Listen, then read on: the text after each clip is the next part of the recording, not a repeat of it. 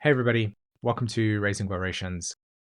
Okay, so I'm going to be doing a deep dive with you with Jupiter in Gemini. I'm going to be exploring some of the themes that I think are worthy of addressing, kind of pointing out some significant aspects that Jupiter is going to be making.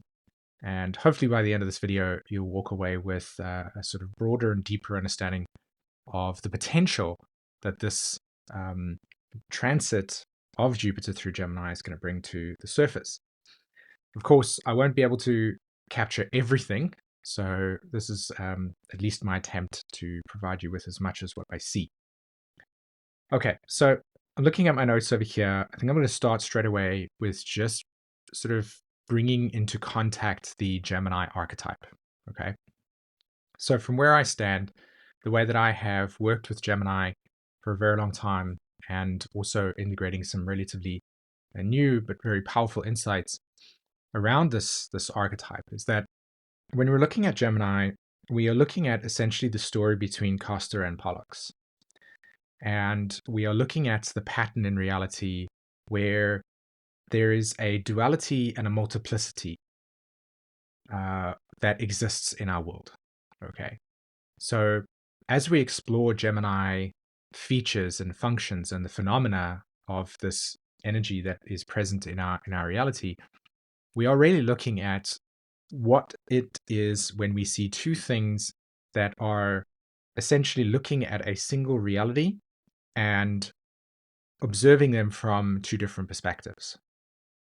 So the sort of story with Castor and Pollux is that they are, in a sense, unable to be present with each other at the same time in reality, right? One is either in the underworld or beneath the surface, and one brother is on the surface.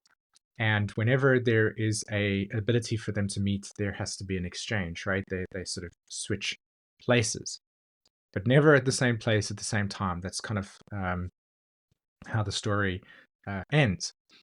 And what's really interesting to take away from this over here is when you look at the glyph of the Gemini archetype, you always see that there is this two lines in the duality, right? And it speaks to where we as human beings, especially in our psychology, can be caught in paradox, right? Or parallels. What was really evident during the most recent sort of 2020s and 2021s, when Jupiter or when North Node was transiting through Gemini and the South Node was moving through Sag, is that we as a collective were struggling a lot with whose side of the story matters the most, which side of the story was true, and how both sides would point to the other side saying, this is true, that's false, that's delusional, this is delusional, right? There was always a binary. There was never ever an opportunity for a collective consensus of something.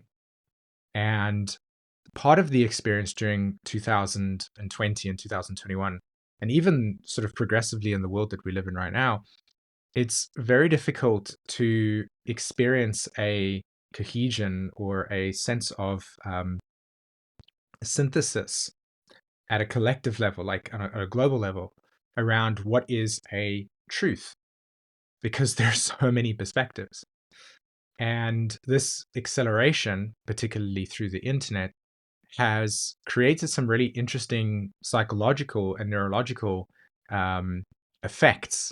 For instance, the brain's nervous system, and or should I say the nervous system itself, and then the brain's neurology, especially when it comes to social interaction, at max 10 people is what it's coded for. Because if you think about our so how we've evolved as human beings, the internet wasn't something of a thing that shaped and framed the development of our limbic system, particularly, and even our rational sort of prefrontal cortex. We lived as human beings in relatively smaller community structures. It's only very much recently, with the onset of the industrial sort of age, that we as human beings have multiplied quite a lot and therefore expanded our cities or our communities into cities in which an entirely new set of frameworks and structures need to be understood and in place in order for there to be successful governance of large majorities of people, mainly because of many things like the fact that when we are processing reality in smaller groups, as I said again, our brain is hardwired to sort of hold that smaller framework. And when you start to then look at what is commonly understood as the Dunbar number, which is roughly 144 or 140 people, that's the largest amount of people that can be in an organization in which there is the possibility for deep human contact and human interaction and understanding that is beyond the surface. Right? Our ability to have truth and a sort of like shared myth, Sagittarius, that can be part of that group that creates a synthesis and a living organism that can be together. Whereas now, when you're living in cities, there is so much diversity that it naturally creates the complexity of if a dilemma, like for instance, what is going to be the shared response to something like COVID, for instance, comes along, it can be very difficult for our brain and our nervous systems to be able to try to synthesize with the diversity of opinions, perspectives, information. And it fries us, right? That's what happened. To the point where it even exposes the natural evolutionary function within our cognitive system, which is confirmation bias, which is a very Jupiter, Sagittarius, Gemini, Mercury theme, of course. So, right? So we need to sort of come into a more localized sense of perspective in order for us to try to understand and frame reality. So to make sense of things, right? Another path that I can sort of venture down into is the research that is coming out of neuroscience at the moment, particularly in Canada and a lot of people in the Netherlands. And this is predictive processing. And part of predictive processing speaks to the way that we have a top-down processor, which is like how we label things. This is a very Gemini thing, how we label stuff. And then we have a bottom-up signaling function that is very much just interpreting all the signals and stimuli in your environment through the body. And the body, of course, doesn't have a language that is of the same as your prefrontal cortex, right? The body doesn't understand things like a laptop, right? That's a word that we've given to an object that has a certain sort of material structuring. And based on the way that we are conditioned to interact with that structure will be the way that we sort of render information from it. So we wouldn't use it as a spoon to eat food. That'd be weird, right? But the body can't really interpret those things. It just sees a metal case. So we need this kind of synthesis of top-down and bottom-down processing to be able to create a cohesion in the way that we understand reality. And Jupiter and Gemini, or Jupiter and Mercury, or Sagittarius and Gemini, are very much the archetypes that speak to this natural way that we as human beings come into a sense of connection or a fusing of belief systems, mythologies, perspectives, and the way that we then define or interpret reality according to what we consider to be right and wrong. Okay, so that's a mouthful. That's a very Gemini thing. So the point I'm trying to make here is that Gemini is very much that archetype that speaks to life and information as being deeply dynamic, that at one point it can be absolutely true, and then at some point we could come into a series of discoveries that render that information at one point to be true as now false, right? Or not to be true or outdated. So an example could be at one point we saw the world as a geocentric perspective, right? The Earth is the center of our solar system. And then a few centuries afterwards, we then start to look at it from a heliocentric perspective where we place the sun, and then we start tracking reality and the stars, and we start to make new maps of meaning according to our understanding of reality. That would be an example. So just like now, as we have Jupiter entering Gemini, we will have a sense of explosion around the ways that we interpret, define, and then the perspectives that we use to try to make sense of reality, and how we will essentially say what is right and wrong, what is the truth, what is not the truth. As I said, when you think of the dilemma that we face as a collective during COVID, right? And the South Node being in Sagittarius, North Node being in Gemini, that we very much were trying to make sense of something that was broader than our cognitive capacity could handle, because it had such a global um, effect. It was beyond our borders, right? If you think about it, your perception is very much trying to understand reality just in terms of your home environment. Now, all of a sudden, if I start to ask you to begin to imagine what is reality and how it's existing sort of 3 kilometers from your house, moving in any direction, it starts to be a little bit more complicated, a little bit more, it's a lot more complicated. There's a lot more variables to take in. There's a lot more information to process.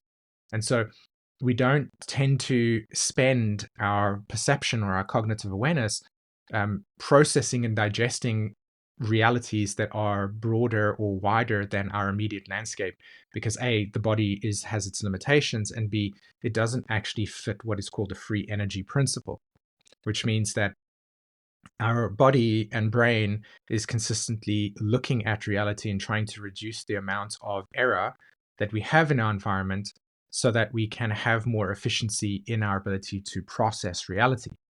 So even as I said, when it comes to things like trying to make sense of a global pandemic, it's very, very complicated. And that's why, of course, you'll have the rise of a lot of cognitive, um, our cognitive limitations will start to appear all over the internet, right? The internet was just a mirror to see how we were trying to make sense of things. So Gemini is that archetype that, as I said again, is how we are looking at reality. Even in this video, you're trying to make sense of what I'm talking about here. And as you're trying to make sense of it, you're listening to the words I'm using. And if your brain has a high degree of understanding of the words I'm using, you'll be like, yeah, I'm getting this. But if there are a certain percentage of words that feel out of the range of what you may associate a specific aspect of reality to be, then there will be more confusion. And so that is a Gemini function. It's this process in which we're consistently mapping reality, trying to process it, making associations with things. And as we make associations, it brings us into a more sort of centering perspective, and we can start to say, okay, well, this is how I guide my life. This is how I orientate based on my map of the world. And this is Gemini, right? Sorry, not Gemini, Sagittarius. This is how Sagittarius works. So we gather all this information with Gemini, we put it into a sort of like selection of processes, and then we build a version of reality and a map of reality that then becomes the navigation tool that we call our Sagittarius principle. So that's what this is, right? I hope that makes sense to you. And you can even think about it in the way that, as I said, the nodes that were moving through Gemini, Sagittarius during 2020, 2021, we got to see how very diverse, as I said, and very wide and very broad human beings map their reality. And when you drop something like a sort of centralizing your universal set of words, like for instance COVID-19, we naturally gravitate towards that perspective, and it becomes part of our sort of oculus, right? Our way of looking at reality. And then what is seen is that word, but then what is unseen, Gemini, Castor, and Pollux, what is unseen, as in beneath the underworld, is the complexity and the variation that starts to become part of this very single word. So one of the ways that you can actually test this is if you go out, and most of us will probably not, because we've been traumatized so much by the way that it was, but that in and of itself just proves my point. But you can go out and you can take like a shared perspective, right? Let's say, for instance, is the Earth flat, as an example, right? What I mean by shared perspective is is the Earth flat? Now, that's like a perspective here. And then the question becomes like, does somebody argue for it? Does somebody argue against it? And in that example, which there are many, like, is the sun, what's the color of the sky? These are very, very silly examples, but the point I'm trying to make here is that we bring something into focus. This is a very kind of Sagittarius thing. It's unified. And then from that, it opens us up to variation and diversity. That's the Gemini piece. So as Jupiter moves into Gemini, it will bring into our awareness this kind of dilemma of coming into focus of something and then understanding and expanding the variation of that. And as that variation expands, it can either create immense amounts of overwhelm, where there's just information everywhere, which then starts to then become things like, oh, is this false information? Is this true? How do I know this is true? These are all taglines that are associated with what happens when variation becomes too broad for our cognitive functions to understand. So we need to reduce reality to something that feels more in the proximity of the framework that we map reality to be. So for somebody like who says, yes, the Earth is flat, this is how it is, they will have a set series of variations that will inform that statement.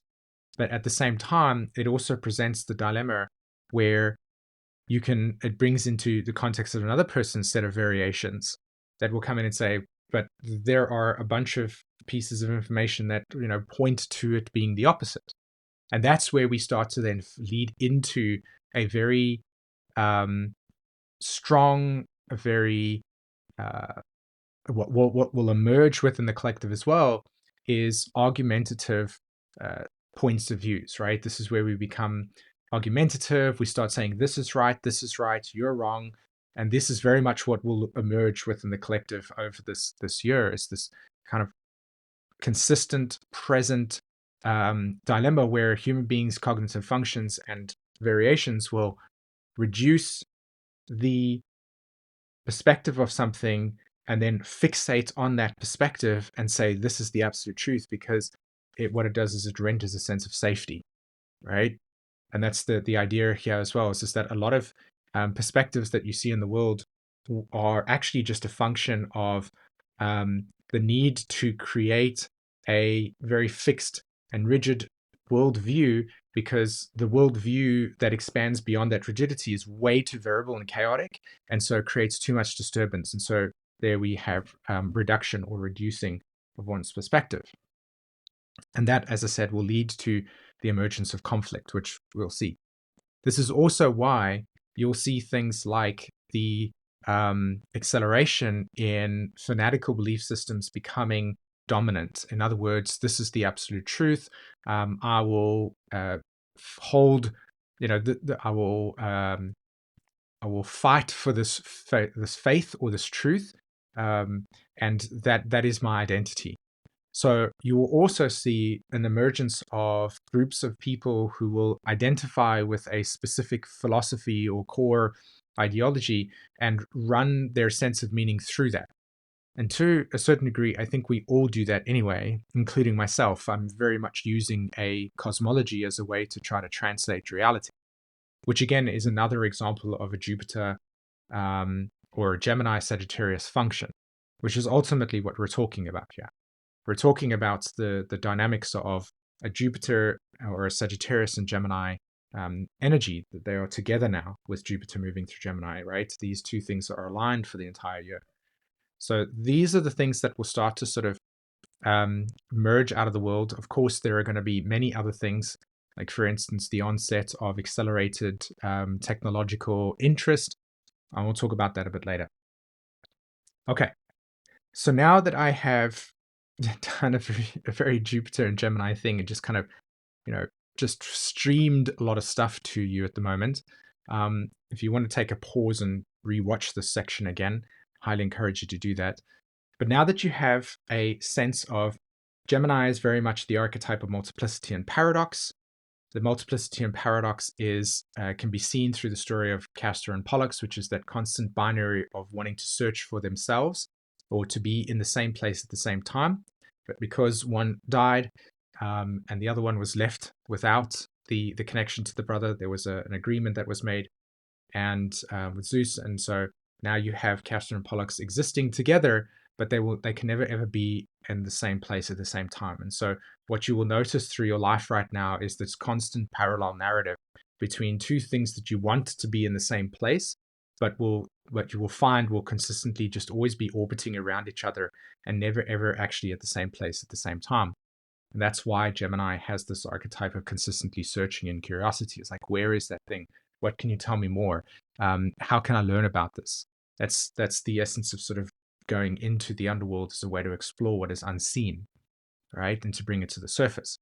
So a lot of things will come to the surface over the next year that were unseen during 2020, 2021, because of the fact that this Jupiter transit is now moving through Gemini, where the North Node was at the time. So watch this space. Okay.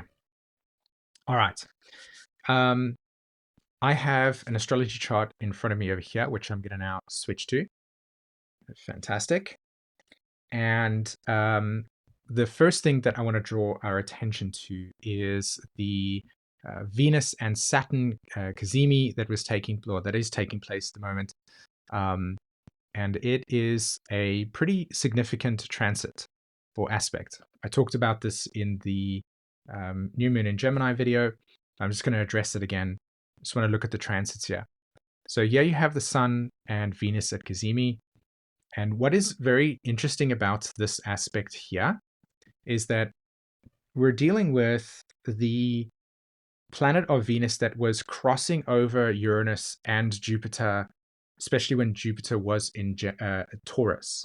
Okay. So the significance of this, and I've just got my notes over here. To me, I find the timing of this conjunction to be incredibly powerful. And by the way, this is also called a superior conjunction, meaning that the Venus is behind the Sun. So you've got the Earth, the Sun, and then Venus is on the other side. And you have what is called a superior conjunction. In other words, this is where we're sort of starting something completely fresh and new. And so this fresh and new energy that is present within our lives, and again, I talked about this in the New Moon in Gemini, had a lot to do with the sort of progressive burning off of the stories and the myths and the perspectives that you've held before, and the progressive acceleration and beginning of a new story, a new set of narratives, a new set of belief systems that you feel runs more optimally with the way that you want to live your life. So that's the key word. Okay. The key word here is that you can step into a new set of perspectives that allows you to broaden and open up the variation in your mind and allow you to go beyond certain crystallized beliefs that you may have been carrying for a long period of your life, right? Because again, as I said, we've all been shaped by traumas. We've all been shaped by experiences that have been amazing and wonderful that we can sort of fixate or hold on to. We've all been shaped by impressions of where the society or the collective or friends that we had, right? We've all been shaped by them, but that might not necessarily be true for you right now. And so this energy is really speaking to the acceleration to go beyond those definitions and to kind of broaden your landscape and your map of the world so that you can be more accepting of diverse perspectives while still remaining faithful to your own truth, right? So you don't find yourself sort of being argumentative, but you actually find yourself being able to navigate where your perspective is held truly for you, but you can also be sort of aware of other perspectives, either improving your perspective or essentially just giving you insight into what you cannot see because of neurological challenges like cognitive bias, etc. Okay, so this conjunction, again, as I said, is an energetic force that is accelerating us into a new set of frameworks, a new set of narratives, new set of stories, right? So you want to go and look at what that is for you. Now, why I say this is again significant, as I was talking earlier, is that if you take this chart and you say go back a month, right? Let's just do this over here. The software I'm using, by the way, is called Luna. And I actually have, if you want to use Luna itself, in the description below, I've got an affiliate link with them and you get a discount. So if you just use the link and sign up to Luna using that link, you'll get a discount as well. which to me, by the way, I love Lunar. It is a fantastic tool for this exact reason. I can just highlight some stuff here, and it just shows me all the information that I need, and I don't have to go and remove planets and then put them back. It's just all in one go. Okay, so I've gone back a month, so this is the 5th of May, right? And here you've got Venus coming up to Uranus over here, and you also have the Sun also conjuncting, going to be conjuncting Uranus, and you've got Jupiter also conjuncting Uranus. So this was a very significant phase in terms of the completion of Jupiter through Gemini, Jupiter through Taurus, and it also sparked the perceptions and the reorientation of values that you would like to live by, that now is becoming activated with this Venus and Sun Cazimi today, right? So here we are today, right? 1 month on from that moment, and here we have this connection here. So if you go back again, there's the Venus is balsamic, it's closing up to the Sun, and now it is exactly in alignment in Gemini. So this is a very significant thing, as I said, because it's carrying that energy of that Taurus conjunction with Uranus into your own life. And that's what I mean when I say that you're ready to move beyond these previous impressions and perspectives and truths and points of views that you feel are limiting or holding you back, whatever that may be for you. Okay, so that's setting it up. Now, why I think it's also significant, again, is because Jupiter entering Gemini speaks to this Cazimi, right? This Sun-Venus Cazimi. But it also speaks to the fact that Jupiter and Mercury are forming what is called a new phase conjunction. So this is a conjunction aspect. Mercury and Jupiter are in alignment now. And when you have this conjunction between Jupiter and Mercury, you're seeing the repeating theme of Jupiter in Gemini, right?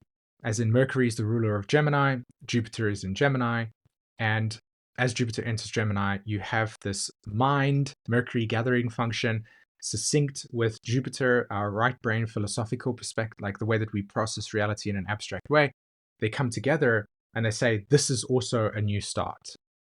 So it's pretty amazing to see this kind of symphony between these planetary systems that are so succinct. In other words, here you have Jupiter, Mercury, new phase conjunction. So it's basically saying we're ready to completely start labeling and defining and experiencing and expressing new sense of truth. And then if you take this away and you see the Cazimi, there again, there is a double synchronicity, right? So Venus, the value structure. So your values and your philosophy are deeply intertwined, right? If you value something, it will deeply sort of skew your perception of things. If you're somebody that values things like freedom, and somebody comes to you and gives you a scenario where the opposite of freedom is available, you will, using your value system, actually say, no, this is not what I'm aligned with. So in a sense, this entire signature over here is speaking to the progressive alignment of your values and the ability to start then exploring and expanding upon those values as tools of navigation, right? That's what this is really coming down to. And again, this energy, this patterning over here, the way that it kind of filters through our consciousness is this is for us individually. I'm talking for us individually.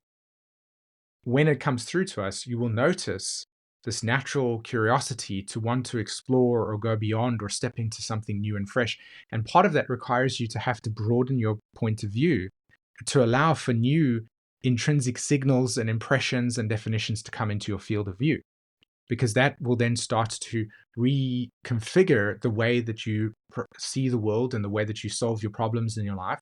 As I said, because as you're coming into new information, it reconfigures and recalibrates your perspective.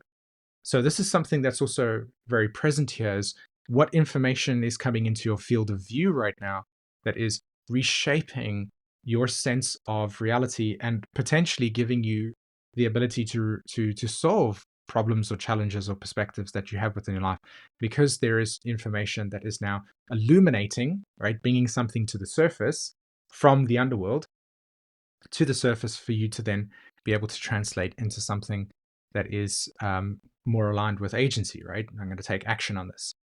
Okay, so that over there, as I said, it's a pretty big signature and significant.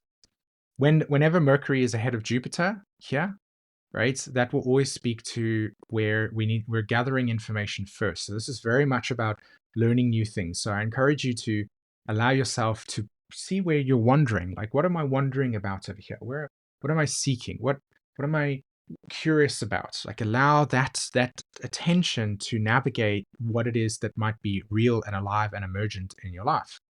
Okay. So I'm going to move on to so yeah, you can see there's natural square that's taking place between Saturn and Venus and the Sun, right?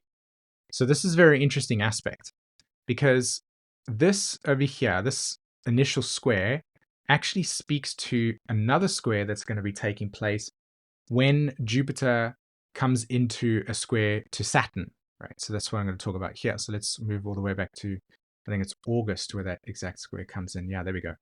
So look at this, right? I'll change to the weeks. Look at Mars. Yep, there's the 16-degree mark. Venus is sitting there. Let's see if, let's change it to, okay, it's frozen. Let's just stay here for a second, right? Okay, so there we go, 1917. So I need to move it a little bit back. Come on, one day. That's probably going to, let's look at the exact square. Here we go. Okay, so look at what's happening in the sky here at the moment, right? This is when Jupiter and Mars make a square together. As what am I saying? This is when Saturn is making a square to Jupiter, and Mars is literally on that conjunction, right? So here you have this Jupiter-Mars conjunction. Mars is, yeah, let's take up space. Let's do something new. Let's action this. Let's make it real. And Jupiter says, what is my core philosophy or faith or navigation tool or map of reality that is making me make sense of the world? So do I see the world this way? Do I see the world that way? Do I see the world this way? And whenever you experience information coming into your field, that map will filter what is relevant for you and not. That's why, again, as I said, when you're in deep sort of philosophical dialogue or exploration with somebody, you will find that you grow better when you're less positioning yourself as somebody that says, I know this, versus can I see or learn something that I might not see, right? Can I be open to something that is beyond my landscaping? It doesn't mean that you have to accept it. It means that being open to it. And this is very much a sort of piece of wisdom that I could offer you as Jupiter enters Gemini is how can you practice being in a state of receptivity and openness and wonder as Jupiter moves to Gemini and has you experience things.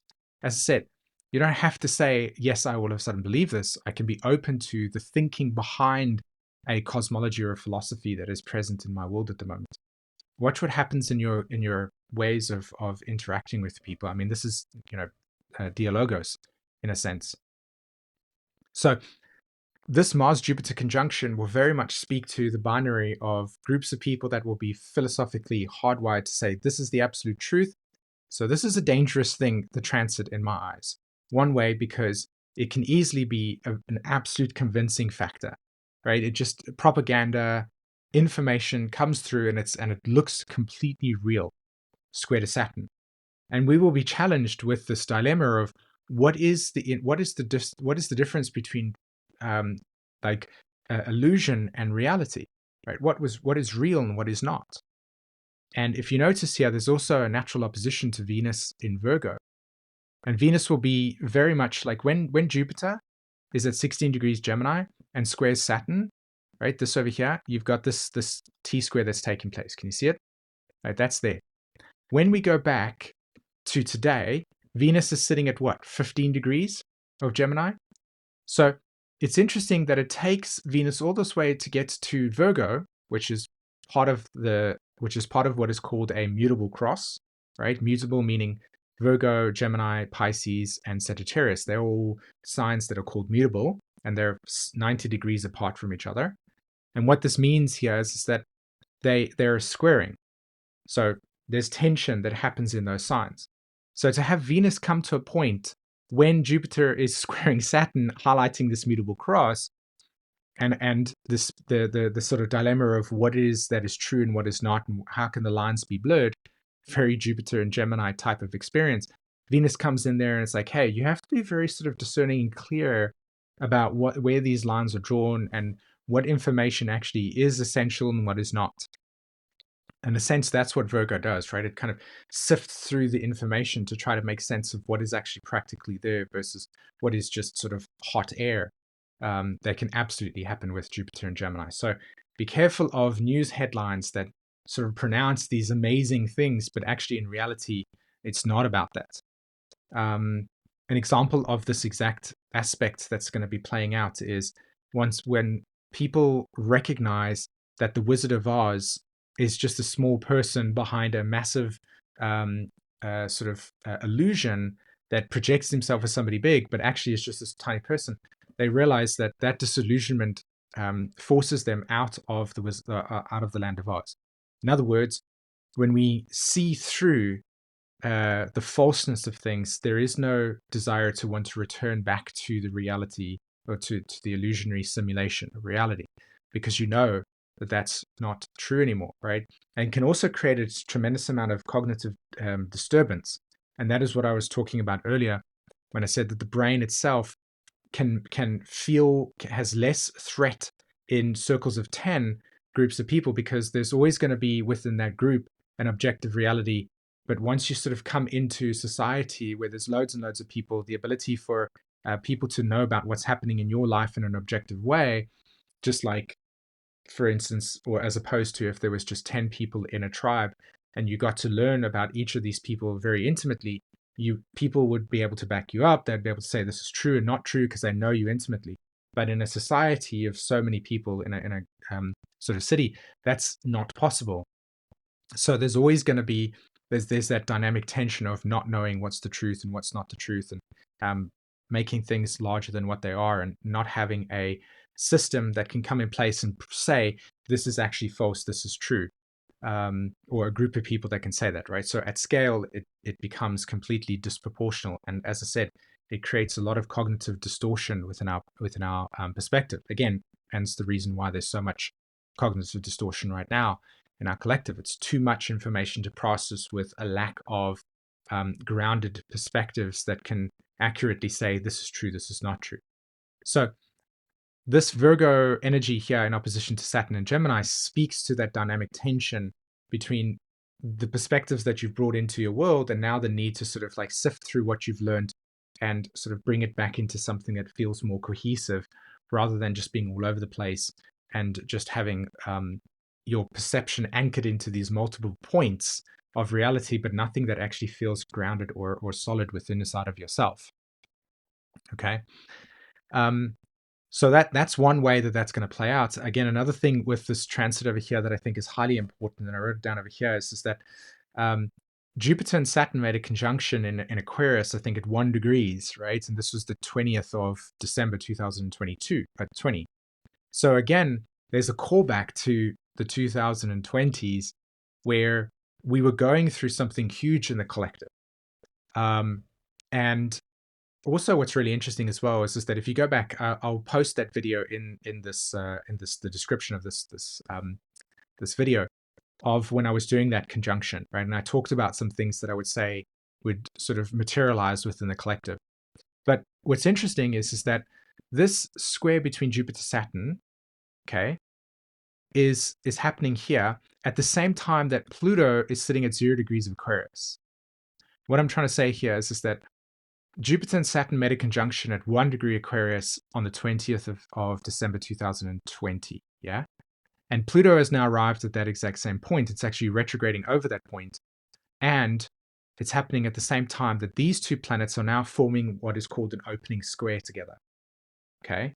So this opening square that's happening between these two planets, of course, is speaking deeply to the materialization, or at least the sort of progressive development or integration of the original conjunction that took place in 2020. So you will see that a large part of the collective is now going to begin to process what actually took place in 2020. And I've been saying this, I haven't been saying it out loud for a long period of time, but I have been saying it to different people, and I was very curious about it. But one of the things that I sensed when Saturn was transiting through Pisces is we would, as a collective, start to make sense of, or try to gain some clarity of what actually took place during 2020, 2021 in the collective, right? That period of time that almost feels like a time warp, right? It's so weird because you can think of yourself as like living in 2019, and then if you come back to this point, it doesn't feel like 5 years has gone past, right? It feels like it was just around the corner. It was just like there. It's like 2019 was there. But in actual fact, there's so much time that's passed. I don't know if you feel that phenomena, but I definitely do. And so one of the sort of thought processes behind that for me was that the Saturn Jupiter opening phase conjunction is a kind of opening up of us beginning to process a great deal of what was happening in our lives during that time, but also the emergence of what Aquarius means to us as a collective, or what Aquarius will mean to us as a collective as we move forward into the distance, right? Into the coming years. And it's the thing that I can speak to is that Saturn is the way that we as people will want to define where the boundaries are of things so that we know what we can interact with. Okay. So Saturn very much it translates in our human cognition of what are the rules and regulations that we want to implement or impose that either creates safety and structure for societies and also mitigates the tremendous amount of chaos that is on the outside of that boundary, right? So we'll build a bridge to cross a sort of, two places, and that bridge is a Saturnian structure, and it allows you to safely travel across. But it also prevents the risk of people falling off into the cavern or into the space where the bridge is needing to be built, because it is structured in a way to resolve that dilemma. Okay, so Saturn very much is a sort of process in which we will see dilemmas and then try to organize and structure and engineer patterns in our reality to avoid that risk. So Saturn through Pisces, in my eyes at least, is a sort of awareness of how structures of the past have rendered repression, as well as where structures in the past have become, as I said, outdated and senescent, right? I've talked about this quite a few times in different videos as well. But Saturn is very much sort of pointing to where the integrity of societies and structures and laws and definitions no longer hold the same framework and value, because we as a collective have evolved beyond the time when those structures were implemented and felt relevant and true. So this Jupiter square in Gemini speaks to the progressive opening up of variation in our awareness, and then rendering and accelerating the recognition that these structures are outdated. Remember when I said earlier, when I said to you that Gemini will speak to where information at some point was absolutely the leading edge of what we thought to be true, and then as we sort of grow and expand our consciousness and allow more variation to come into our perspective, we sort of see that what we thought was true was actually just a framework that we could perceive at the time, right? That's why you don't see things like iPads in the 1910s, because at the time, the framework of reality and information we had in technology, it wasn't there. There wasn't any stimuli in our environment that was sort of creating it. But today, as an example, you can see how we have shifted our way of interacting with society because of tech, and all the sort of possibilities and variations of and affordances that we feel that we will have as we move forward, and what we will consider to be important and what we will consider to be non-essential. So this opening square speaks to the progressive recognition where definitions based on information that we had at one point no longer is serving and creating that ability for protection and risk to be solved, right? So we will come into perspective and say, this is no longer true for us anymore. This is no longer relevant for us anymore. This is no longer true in the society. This is not the myth that we can apply anymore. And where it ties back to the Aquarius signature is how that original conjunction accelerated us as a collective beyond the current definitions. We're just seeing that conjunction start to come into reality for us. And you'll start to see society begin to become very, very more orientated towards a technological AI version, because that is what we consider to be the leading edge of our reality. And I think for a lot of people, that's probably something that feels a little bit nauseous, because at the end of the day, we're sort of moving even further away from our natural way of being and stepping more into these sort of synthetic realities, which is very much a whole entire separate deep dive. But this transit will absolutely do this, right? It's going to accelerate those definitions, open up variation. And as it opens up variation, societies, governments, etc., will start to look at the way that we've done things. People will start to look at the way that we've done things, not only in your individual life, but also at a societal collective level. And you will start to see new paradigms and infrastructures come in. And those paradigms of infrastructures will eventually become the way that we as a world and a society will just say that this is normal. Just like people in the 1920s and 30s and earlier parts of our history have said that that was normal, right? So the recognition, the acceleration of what is irrelevant, and the progressive need to redefine things based on where we are. That's my kind of synthesis of those archetypal structures over there. Okay, so that's that over there, and I wanted to just talk about the retrograde. So one of the cool features that I really like about Lunar a lot is if you double click on a planet and you do that, you can see this information.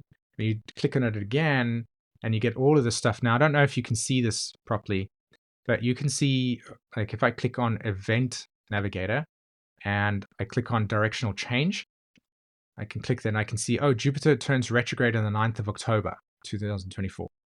So if I actually click on that date, it brings me to a whole entirely new chart with that retrograde there, which I thought is super, super cool. And this is an intensely bonkers chart.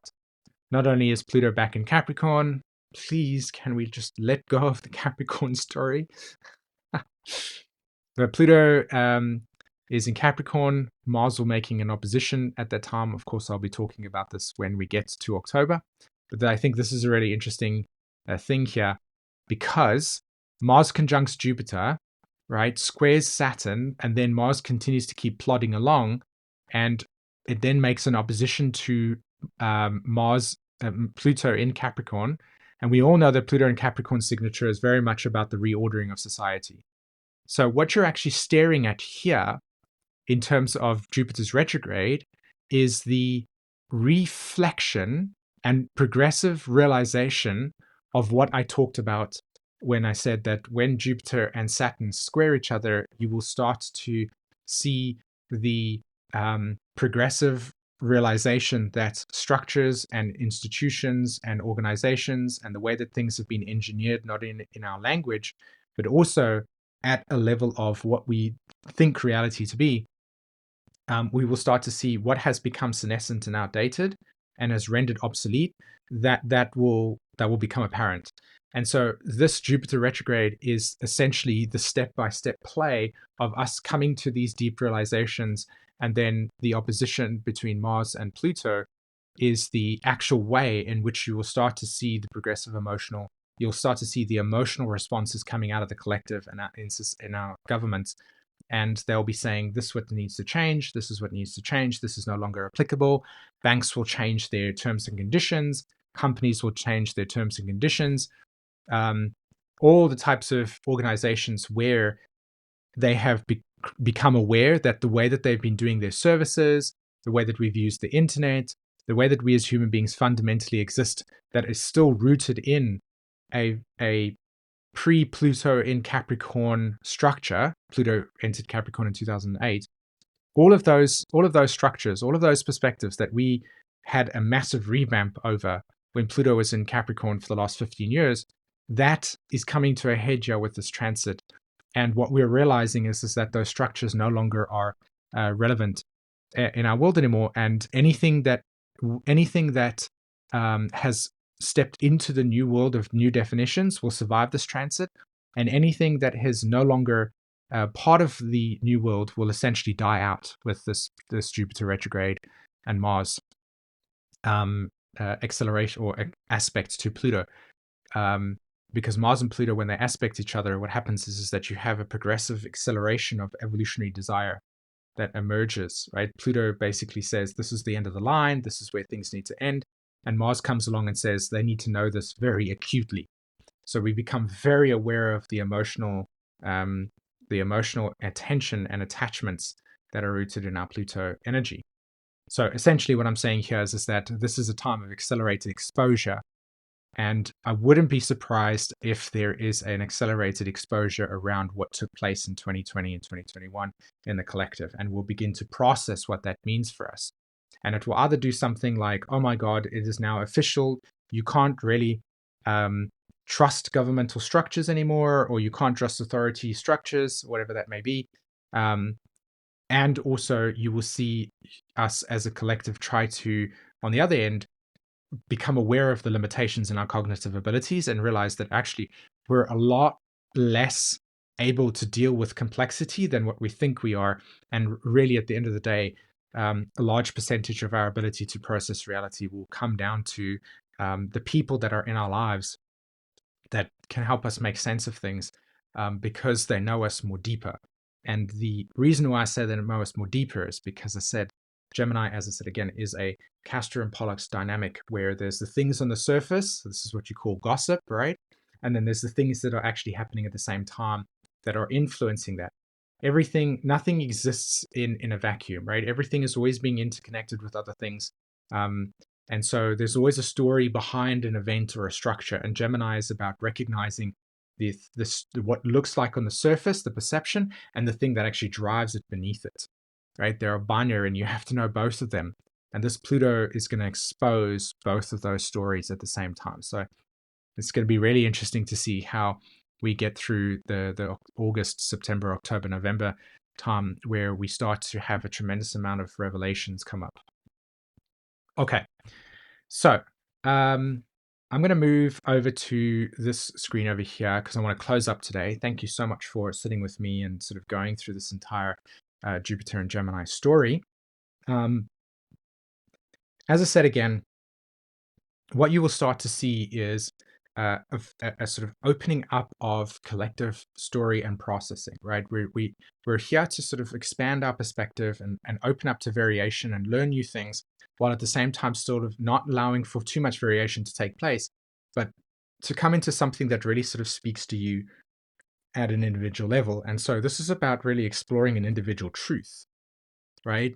If you're somebody that is, you're discovering a new interest at this point in time, that's a perfect opportunity to take Jupiter through Gemini and really come into a synthesis of exploring this new cosmology, this new perspective, this new point of view, and bring it into your life, bring it into your daily conversation, bring it into the way that you, map your reality. And observe yourself as you go through these new states of learning that come into your life, and notice how your interest and your curiosity pulls you into uncovering things that you might have not necessarily understood before, and allow yourself to experience that, right?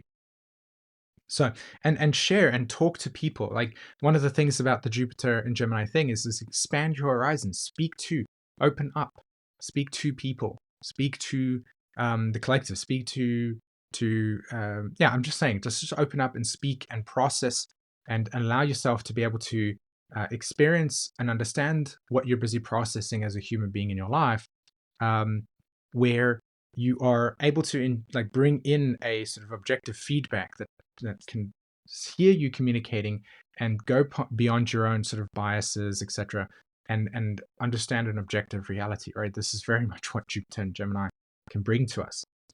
The implications of Jupiter and Gemini in terms of media and tech. I watched a video today which was really interesting, and it talked about how a lot of companies are falsely advertising their connection to artificial intelligence and the integration of AI into their businesses. And so you'll see like powered by AI as an example. But really, behind the scenes, it's that Wizard of Oz dilemma again, where it's like this huge company this company that's sort of like, we can do these things, we can do this, but behind the scenes, it's actually just human beings trying to figure stuff out, but they can't really say that because you can't project that level of authenticity to the market or to the community or to the people, because it gives the impression that you're not sort of advanced as what you are. And so there's a lot of falseness that will come out into the world around what might appear to be bigger than what it really is. And I encourage you to ask yourself that question: what is it that I'm not seeing, or what is it that they're not saying that's part of this process, right? That's an important piece here. Um, this is probably my favorite point of the conversation today, and I really want to touch base with this over here. So I'm not sure if many of you have watched the TV show on Netflix called Baby Reindeer. It's pretty intense. I don't encourage you to sort of just go and watch it if you have experienced abuse or any forms of emotional, like deep emotional trauma regarding narcissistic abuse. But this TV show essentially has taken, or the internet by this phenomena has taken the internet by storm in one way. So, I mean, many people are probably like, I've never heard of this, but it is something that's really fascinating in terms of Jupiter and Gemini. And so I want to talk about this a little bit, right? So you have this main character that plays himself in a TV in a show. So he plays himself. So he takes his real life experience, he writes a story, and then he creates a TV show where he essentially talks about this event, this experience that he had, or this set of experiences that he's had in his life. So he's basically the person that's gone through a set of experiences and then wrote a series which essentially you go through the episodes watching this event that actually happened in his life, right, take place. And so what you have here on one hand is a Jupiter and Gemini thing, right, where we get to sort of tell our stories. And I think this is a very powerful thing that's outside all of the other things that I've talked about, is just that we get to tell our stories, right? What is your story? What's the story that you've lived, right? What's your biography? And can you write a story about your life and reflect on the things that you've gone through? That would be an incredibly powerful Jupiter and Gemini exercise, is if you sort of if you take this time to really hear the story that you use, that if you came into contact with somebody completely strange, right, or new, like even for me, if you met me and I was like, what was your life story like? That's Jupiter and Gemini, right? So what's your story?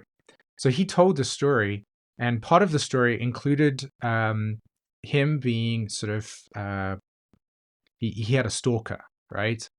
And because it's a true story, of course, when this was given to the collective, right? Uranus, the planetary node of Uranus is in Gemini, so the collective got the story through this Netflix. It's said that it's a true story.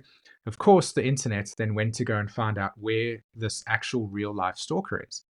And this person had showed up on a TV show, not a TV show, but various different platforms. But in particular, Piers Morgan, she was on the show, and he started asking her questions like, "Is this true?" And she denies it completely. Right? This is not true.